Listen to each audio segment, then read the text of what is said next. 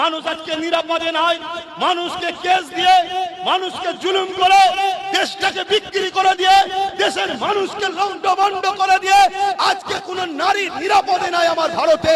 বাইরে বেরোলে তার বাপ মা শিওর নয় যে আমার বেটিটা নিরাপদে আসবে। হয় রেপ হয়ে কোন জায়গায় মারা যাবে, হয় রেপ হয়ে তাকে গায়েব করে দেওয়া হবে, নাই রেপ হয়ে তাকে পুড়িয়ে দেওয়া হবে। এগুলোকে রুখতে পারছিস না, তোরা বলছিস ইসলামে নাকি রেপ করা কোনো পাপ নয়।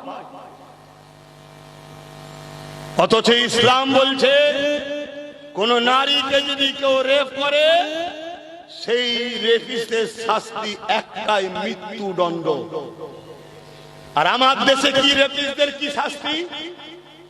ফুলের মালা আর এমএলএমপির টিকিট। লজ্জা লাগছে বলতে? আমার দেশের রেপিস্টদের কি শাস্তি?